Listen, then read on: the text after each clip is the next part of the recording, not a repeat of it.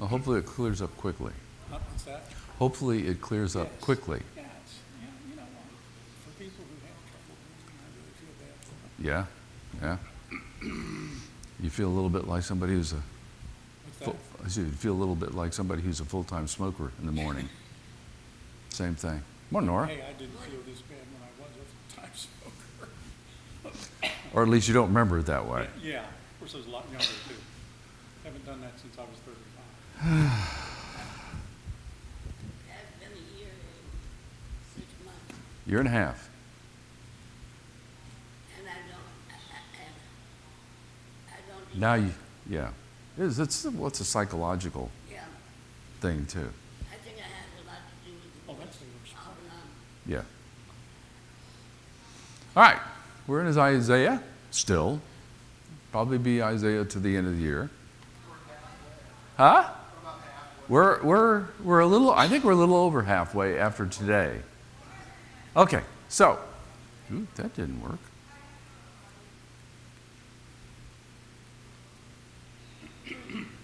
It's on.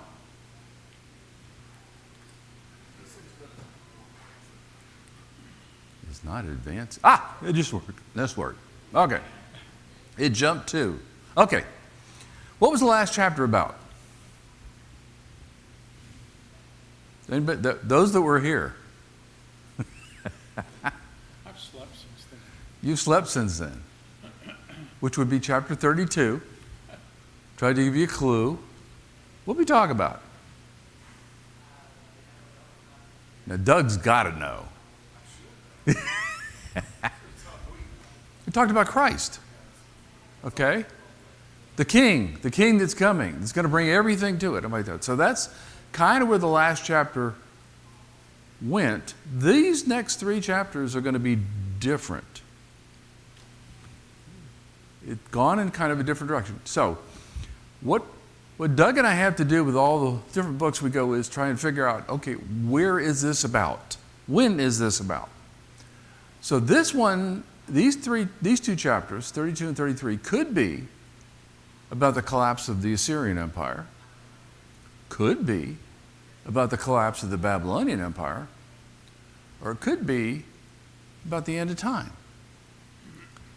So what I want you to do is work with me this morning and see if we can identify which of these 3 time periods these really apply to, that it makes sense.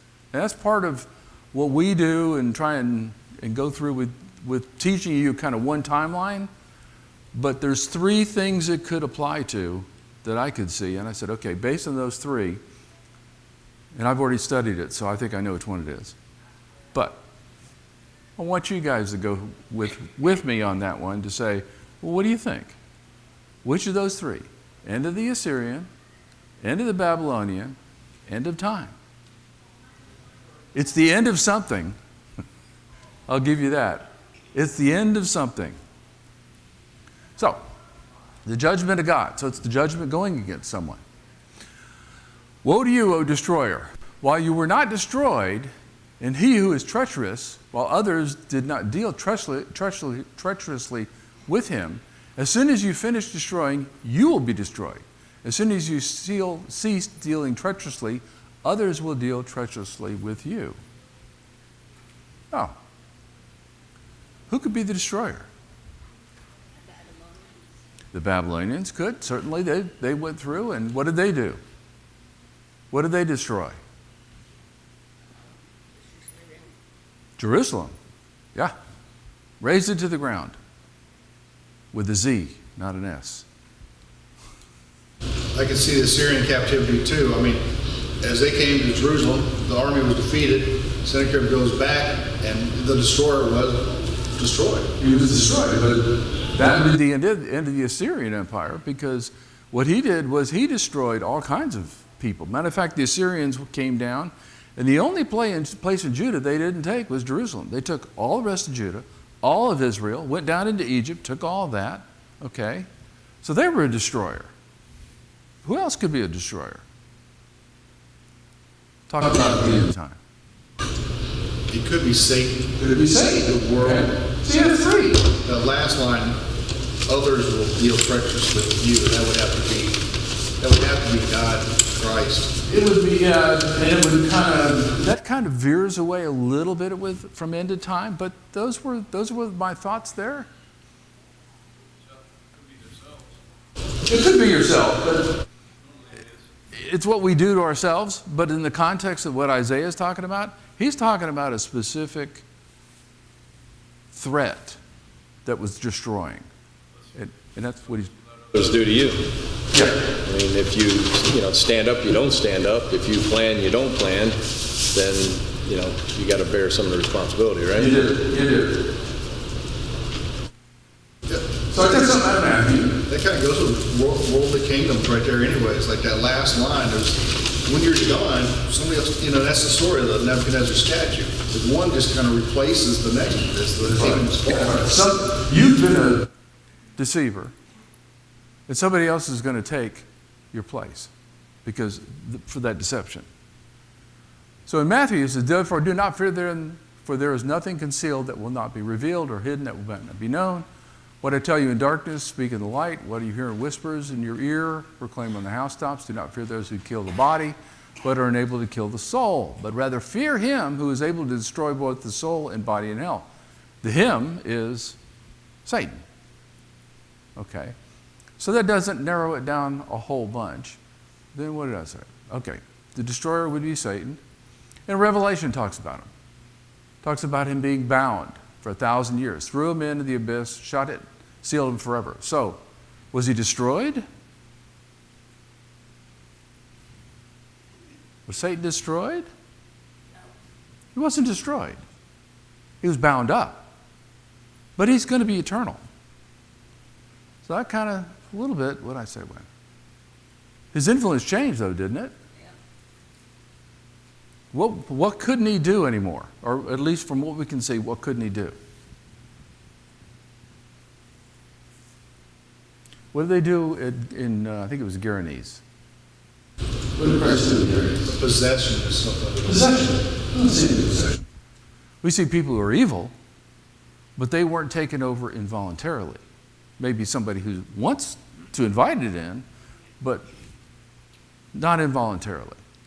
And Going back to Isaiah. even sin in the Old Testament, you can almost put a mark on just anybody. Just put that mark, and it's like you're his because what you've done. With grace, that mark will count. Yeah. Once he was raised, he couldn't do that anymore. Or he couldn't do that until they let him go after the, quote, 1,000 years. So back on into Isaiah. So let's see if we can still narrow it. We still got 3, right? We haven't narrowed it down from Assyrian, Babylonian, end of time. Oh Lord, be gracious to us. We have waited for you. Be there, and what I did was parenthetically put some of the other interpretation. Be there, or our strength or arm, every morning, our salvation also in the time of distress. At the sound of the tumult, peoples flees. At the lifting up of yourself, nations disperse. The spoil is gathered as the caterpillar gathers, as locusts rushing about men rush about on it. The Lord is exalted, for he dwells on high.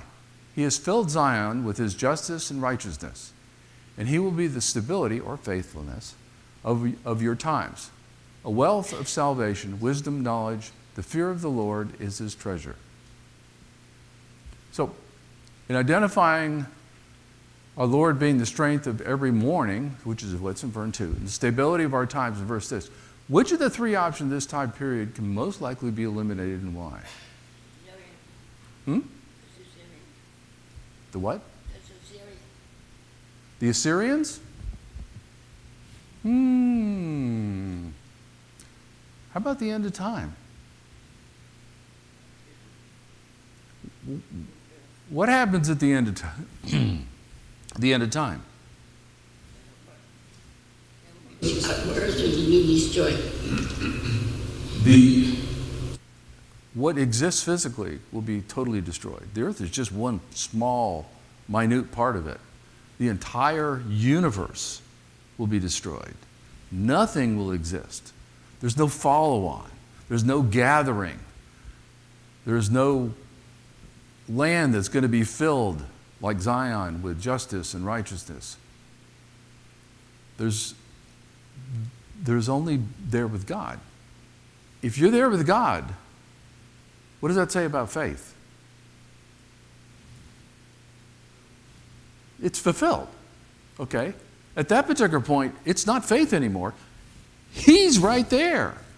It's not something you believe that you don't see. You're in the presence of God, okay? So we look at this one, it kind of eliminates the end of time. So we're back to the end of the Assyrian Empire, or the end of the Babylonian Empire. Both of them had a lot of influence on Israel and Judah. So it's temporal, it's not spiritual. Behold, their brave men cry in the streets, the ambassadors of peace weep bitterly, which seems to reinforce it even more, that it isn't the end of time. The highways are desolate, the traveler has ceased, he has broken the covenant, he has despised the cities.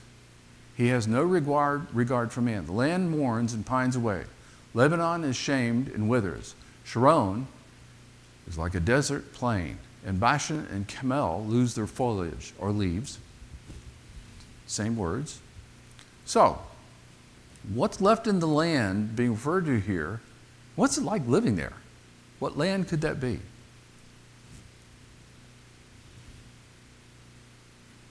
Yeah, I don't know, I always have problems with what's called, but Canaan, Israel, the whole thing, it's empty.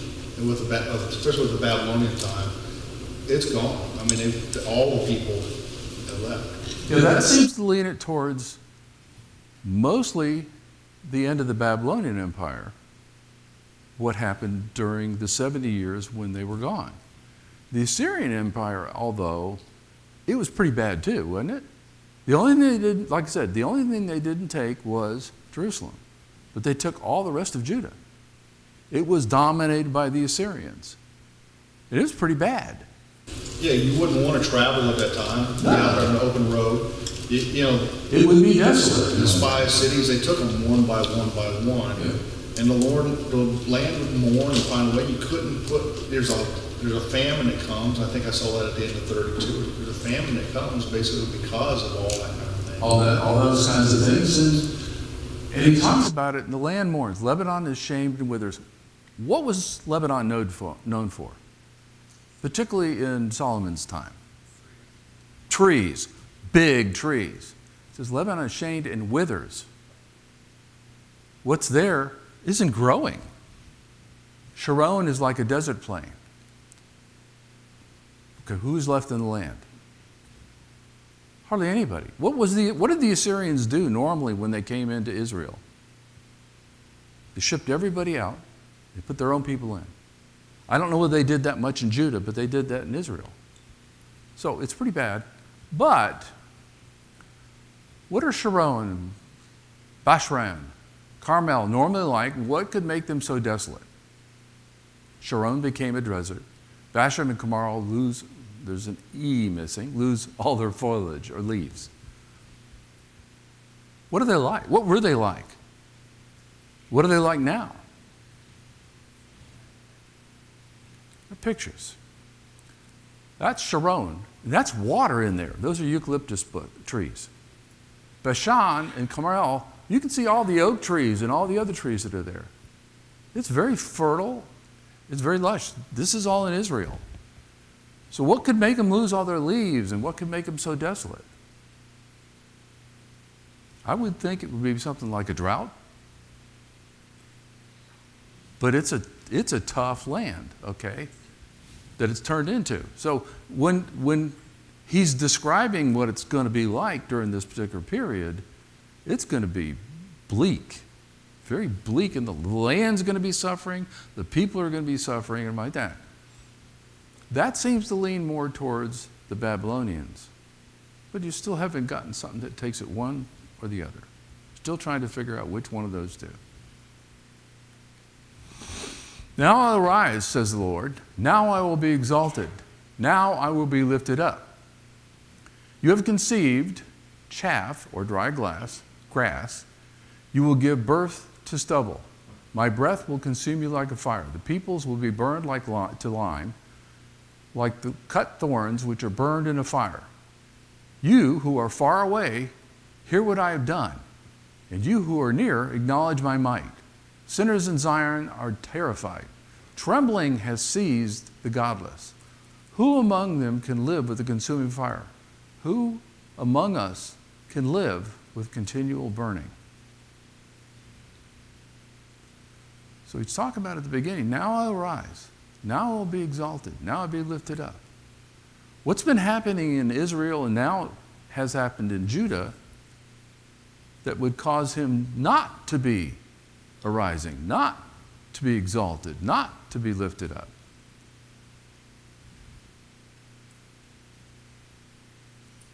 These are the kind of the clues that goes through there so you can kind of figure out where he's talking about. They left him underneath the Assyrian Empire, didn't they? Well, all those people that got taken outside of Jerusalem, what were they doing? What was Israel doing? All pagan worship, right? They weren't lifting him up. They weren't referring to God. They weren't exalting him. They were exalting all these pagan gods. Jerusalem was, particularly under Hezekiah. But the rest of them weren't. So, what could it mean then that the Lord will now arise, now be exalted, now be lifted up? And which of those would be reflected in two time periods?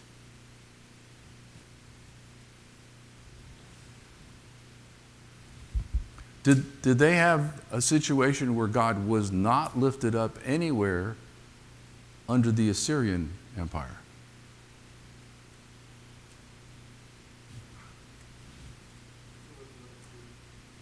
Jerusalem was still faithful until, I can't remember who the kings were.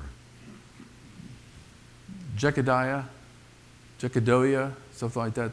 At that particular time, we're like, because Manasseh came right after Hezekiah. And Manasseh was a bad king. And they had bad kings in Judah from then on. They had like 2 or 3 more, and that's when they went into Babylonian captivity. Okay, so when you look at it, the time when he wasn't lifted up, he wasn't exalted, he wasn't where they were saying God is our God, was when they went into Babylonian captivity. They had brought stuff into the temple that were pagan at that particular point. They had left God totally. And that's when God says, I'm going to leave you. That's why God says, I'm the God of armies. All these different, I'm the God of the Assyrian Empire, army, I'm the Babylonian Empire. I use them for my purpose. That's why he's the God of armies, different armies. So this one seems to lean towards the Babylonian, because what happened at the end of 70 years after they were taken up?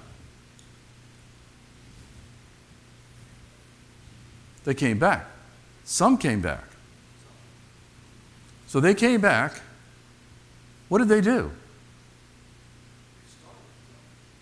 They started to say, God is our God. That's where they started from.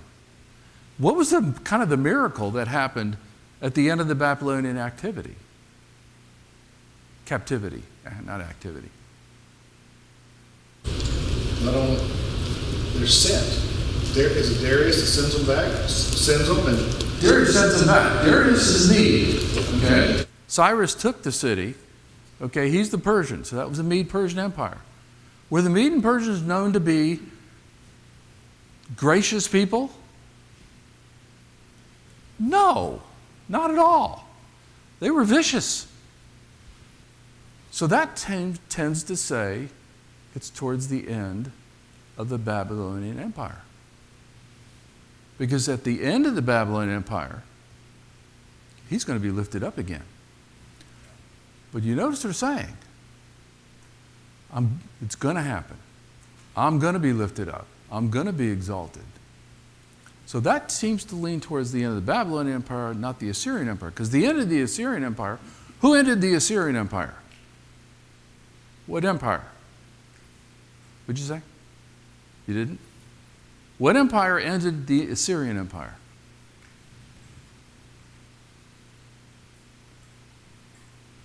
The Babylonian Empire. They consumed the Assyrian Empire. So the two are linked, but let's see if we can get a little bit more narrowed down. Can I make a comment on the slide back one? Yeah, that's the plan. There's a verse in Leviticus 18:28, and then God warns them, if you defile the land, I will vomit you out as it vomited out the nations that were before you. That's Canaan vomited out the Canaanites, and basically, you don't treat the promised land that way, it'll treat you the same way. Yes. And if you look at it from an Assyrian Empire standpoint from that verse, they were vomited out of the land in Israel. Judah was vomited out of the land by the Babylonians. So it still doesn't narrow it down to whether it's the Assyrians or the Babylonians. Okay, but you know it's one of those two. It's part of the plan from way back. Who in Zion are terrified if it was the Assyrians? It was under the Assyrian Empire. They could be terrified of the Assyrians, but this is said, when I'm coming back, when God is coming back, the people in Zion are terrified.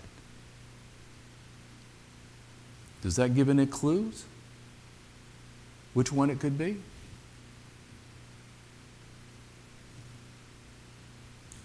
Let's move on. I'm only on slide 9. I'm not doing well. He who walks righteously and speaks with sincerity, he who rejects unjust gain or gain of extortioners, and shakes hands so that they hold no bribe, he who stops his ears from hearing about bloodshed, and shuts up his eyes from looking upon evil, he will dwell in the heights. His refuge will be the impregnable rock or stronghold of rock. His bread will be given him. His water will be sure. Oops.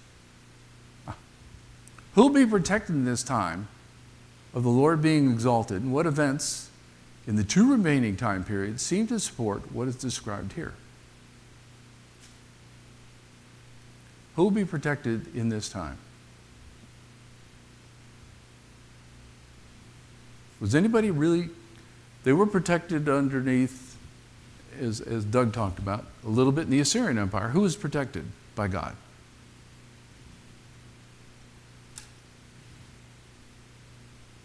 Under Hezekiah, Jerusalem was protected. Remember, God came in there and slaughtered Sennacherib's army as they were trying to take Jerusalem. So it could be that. Or under the Babylonians. Who was protected underneath the end of the Babylonian Empire? The returning Jews. The ones who came back from Babylon to rebuild Jerusalem, to rebuild the temple. They were protected. And they needed. Who protected them? Who ultimately protected them? And then who physically protected them? Who ultimately protected them? God. Who physically did that protection for God? Mede-Persians.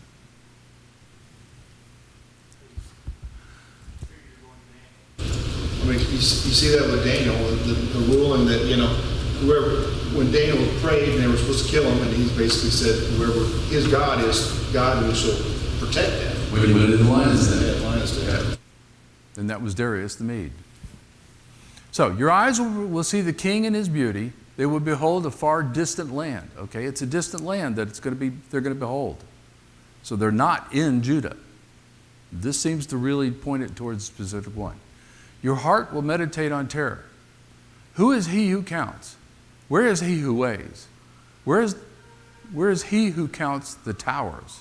You will no longer see a fierce people, a people of unintelligible speech, which no one comprehends, of stammering tongue, which no one understands, or there is no understanding.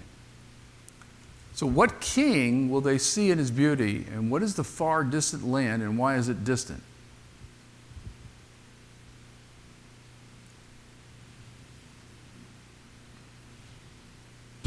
Babylonian captivity, and they were physically not in the land. They were in Babylon. They were way away from Judah. They'd been taken quite a ways from Judah.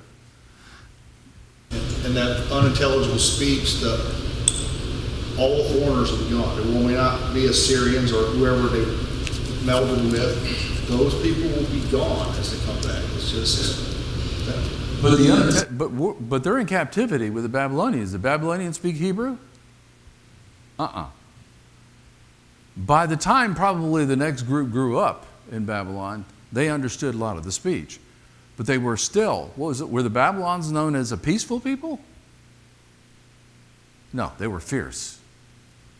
So he says, you will no longer see a fierce people. They're going to be gone. Okay? The Assyrians weren't gone until the Babylonians came in. But you still had one fierce people that went to another fierce people. So that moves it more towards being the Babylonian captivity and what went on in the land while they were in captivity. Who was there in the land when they were in captivity? aren't the vine dressers left? Is that what's left or something? Everybody, well, there was some. It was the ones that were considered to be useless by the Babylonians. If you were considered useless, they just left you where you were. But if there was nobody there to protect the land, what happened? Other people came in. Okay. Fierce people would be either the Assyrians or Babylonians, but I believe it was the Babylonians. Huh? God. They have to see him. If they didn't see him, they wouldn't go back. Look upon Zion, the city of our appointed feast. Your eyes will see Jerusalem, an undisturbed habitation. A tent which not be folded, like its stakes will never be pulled up, nor any of its cords to be torn apart. But there is a majestic one, the Lord, who will be for us a place of rivers and wide canals on which no boat with oars go, and on which no mighty ship will pass. For the Lord is our judge, the Lord is our lawgiver, the Lord is our king. He will save us. So, this implies they're in captivity. Doesn't it? They don't see it now. How does that narrow it down? Doesn't it really point to the Babylonian captivity? The fall, and it really points, at the beginning of this chapter, it was, woe to the destroyer. What did Nebuchadnezzar do to Jerusalem? As I said, he razed it to the ground. He took the people away. He took away the things that were in the temple. Now, I don't know whether, somewhere before that, probably the Ark of the Covenant has been gone and they made a new one or something. But he took everything that was worthwhile. How is the land contrasted here to how the land was described earlier? We talked about Sharon and Bashan and Carmel and Lebanon. It was bleak, wasn't it? How's it described here? Isn't that rich and fertile? Rivers with wide canals. Well, what causes a tree to lose all its leaves? Being extremely dry. So he says the land is going to come back to life when you come back down here and you begin to worship me, and I give you life out of the Babylonian captivity. Your tackle hangs slack. It cannot hold the base of its mast firmly, nor spread out the sail. Then the prey of abundant spoil will be divided. The lame will take the plunder. And no resident will say, I am sick. The people who will dwell there will be forgiven their iniquity. Okay. What does it mean the prey of the abundant spoil will be divided and the lame will take the plunder?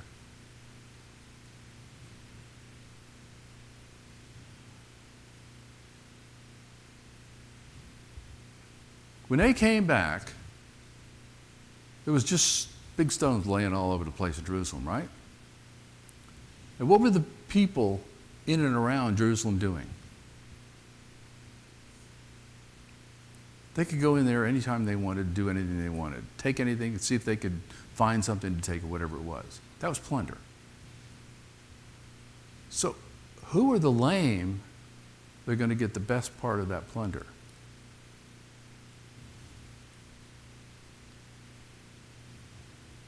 What does it mean when you're lame?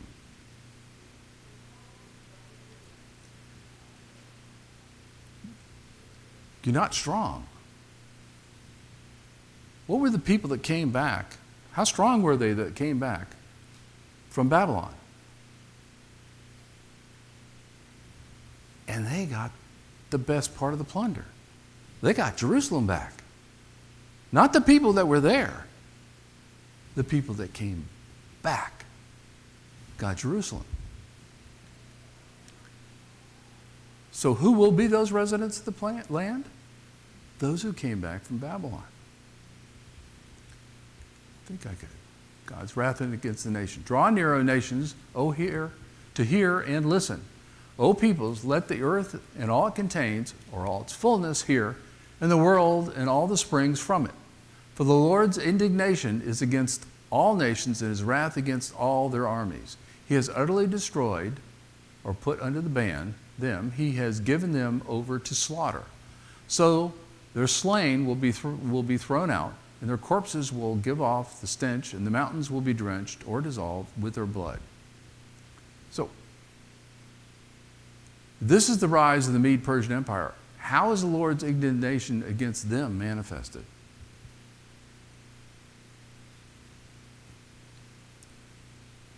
Did the Mede-Persians do any battle with the people who resettled back in Judea? Do we have anything in the history? The Assyrians constantly did it, right? What this is saying is those armies that are left after this, they're going to be fighting with each other.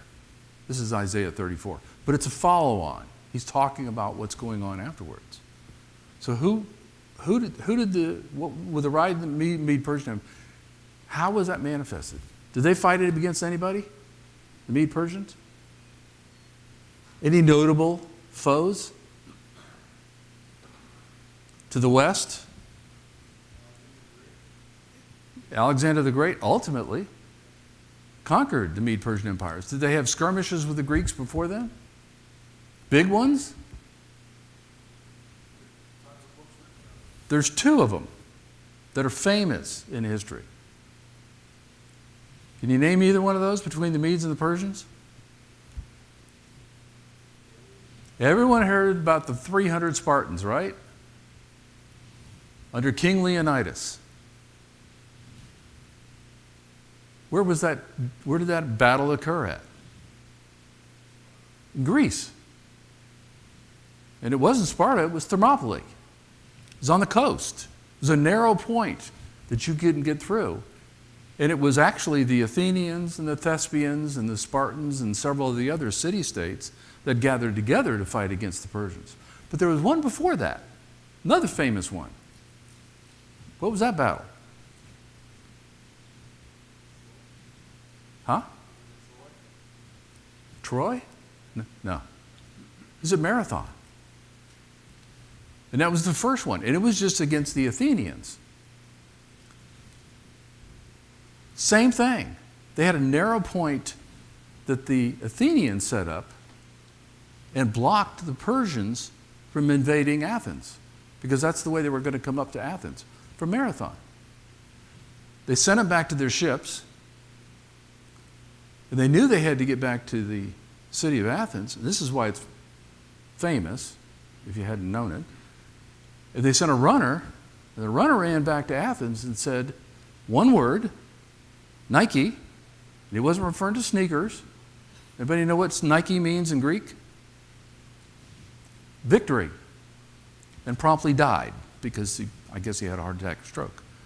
And then they marched back the 26 miles from Marathon to Athens, and that night, and met the Persians when they went around the peninsula and came up to it, and they saw the whole army there, and the Persians went home. And the Persian general got killed because of what he'd done.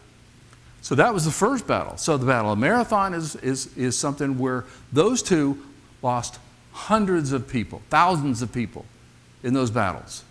Isn't that where those nations are battling each other? They're not battling Judah anymore. They're killing each other. Isn't that kind of what it's talking about here? That would have been underneath the Mede-Persian Empire.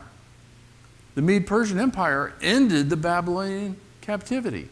It ended the Babylonian Empire, which is what 33 was talking about. And it talks a little bit more about here that it goes back, talks about what happened in the land while they were in the Babylonian captivity. And all the hosts of heaven will wear or rot away, and the sky will be rolled up like a scroll, and all the hosts will be withered away as a leaf withers from the vine, or as one withers from the fig tree. My sword is sated in heaven. Behold, it shall descend for judgment upon Edom, and upon the people who I have devoted to destruction. So now he's being very focused on the people in the land during the 70 years while the people had been pulled out of Judea. And he's talking about who did it. The sword of the Lord is filled with blood. It is sated with fat, or made fat, with the blood of the lambs and goats, with the fat of the kidneys of rams. For the Lord has a sacrifice in Bozrah, and a great slaughter in the land of Edom. So, who's the wrath of God focused on?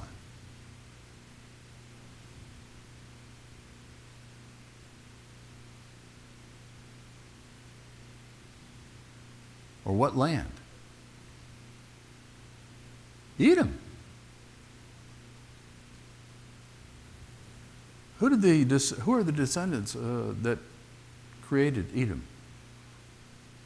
Who was the one who created Edom? Who was the one who originally established it as a country? Esau. Okay, so these people have a common ancestry to Abraham. Okay, Jacob and Esau, that was the split. But he's focused on Edom. Why? Why is he focused on Edom? What do they do?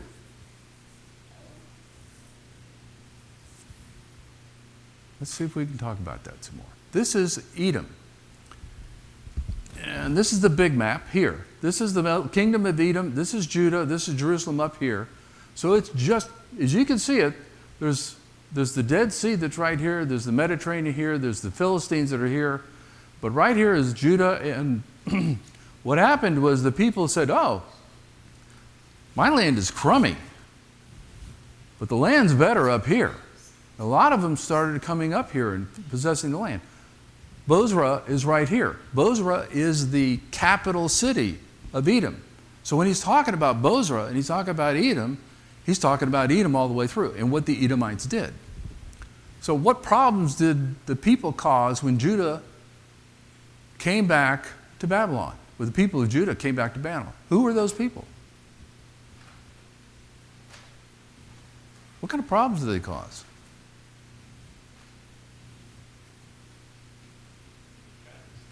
They tried to, they're rebuilding the temple first, right? And they tried to stop it as much as they could. In Ezra, then the people of the land discouraged the people of Judah and frightened them from building. So this is just at the start of the rebuilding.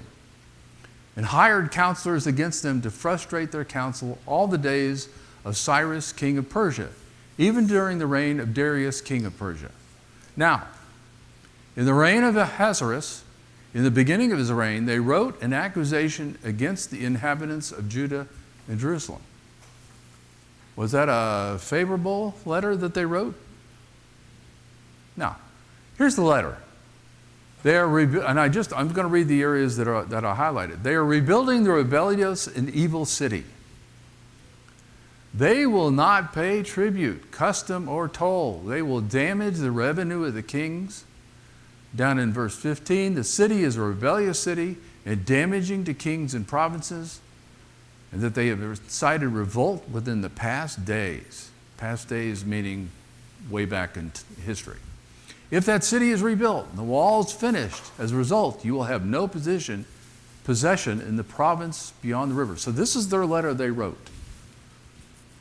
That kind of fall in with what Isaiah is saying here is the people who could be troubled. And who are these people? Where are they from?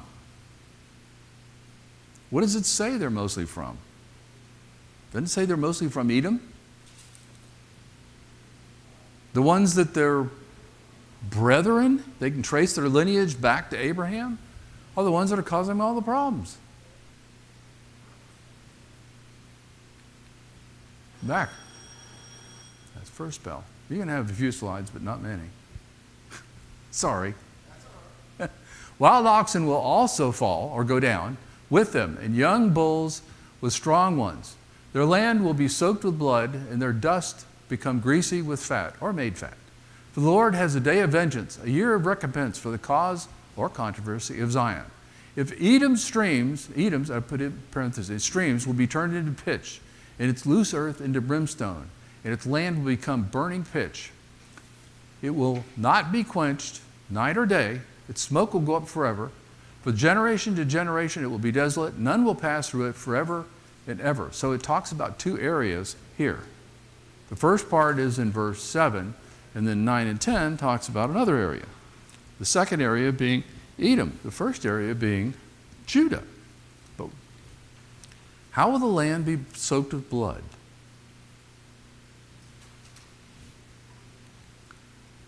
Ezra. When they dedicated the temple, they killed 100 bulls, 200 rams, 400 lambs.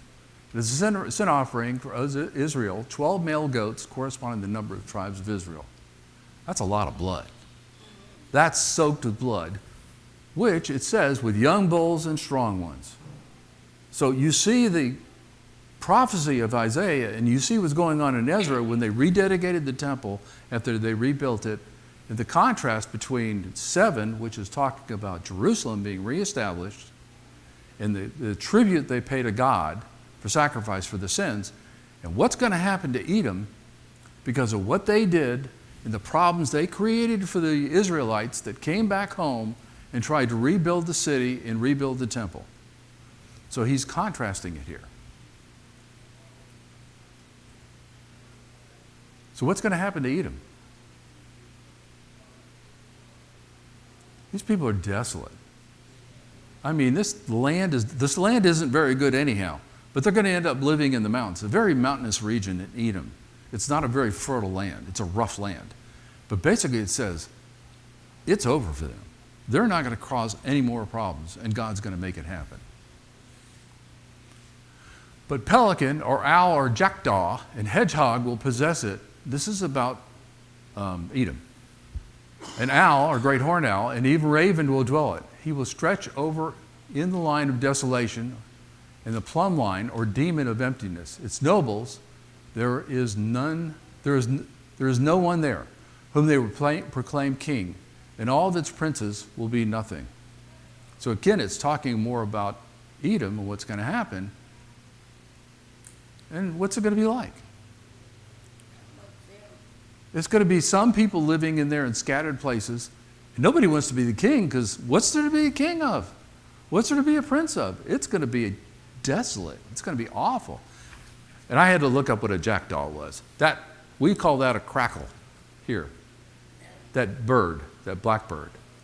But the only thing that's there are jackdaws and predators and scavengers. That's the only thing. You don't have bluebirds, you don't have blue jays, you don't have any of those nice songbirds. It's a desolate, awful land. And you can pick up the last 2 slides next week.